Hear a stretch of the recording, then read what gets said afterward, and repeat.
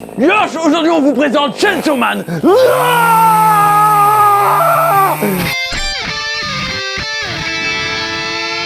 Chainsaw Man est le nouveau shonen explosif de chez Kazé. Il est sorti le 11 mars chez nous et pour le moment possède 6 tomes au Japon.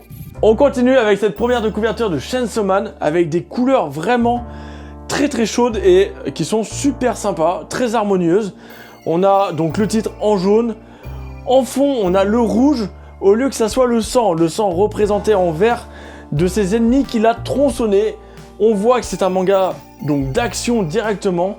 Moi j'avais un peu peur au début, je pensais que le mec était comme ça tout le temps en mode tronçonneuse.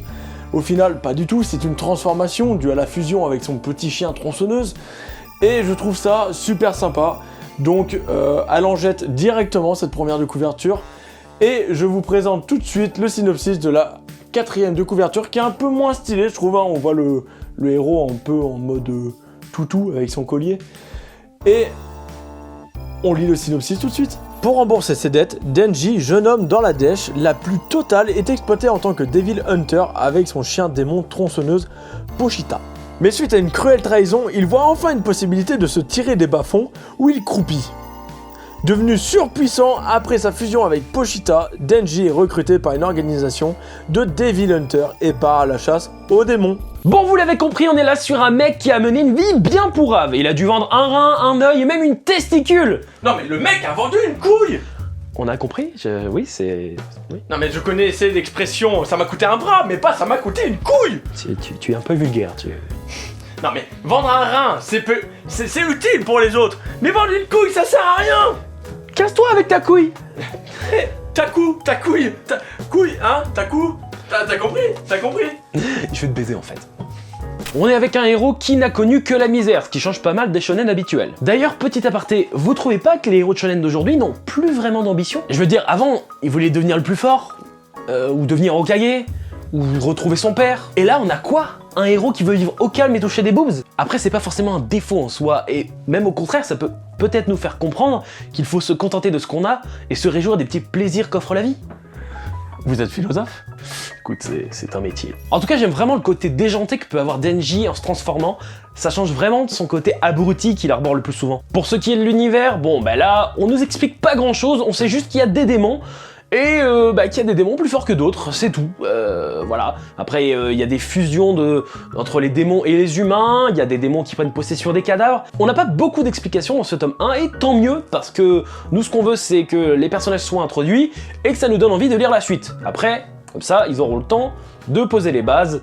Donc jusque là, le taf est fait. En ce qui concerne les personnages secondaires, pour le moment, j'ai pas grand chose à dire, on a à peine eu le temps de les connaître. Mais si je récapitule, on a Aki Ayakawa qui se fait littéralement latter les boules par Denji. Salut, moi c'est Denji, aujourd'hui je vous explique comment latter des couilles en bonne et due forme. Pour cette technique de combat, nous allons essentiellement utiliser la jambe. Comme vous pouvez le constater, j'ai un mollet formidablement constitué. Mais n'ayez crainte, vous pourrez avoir exactement le même avec un peu de persévérance et d'huile de coude. Donc première situation, vous avez un ennemi dos à vous. Vous avancez discrètement derrière votre ennemi.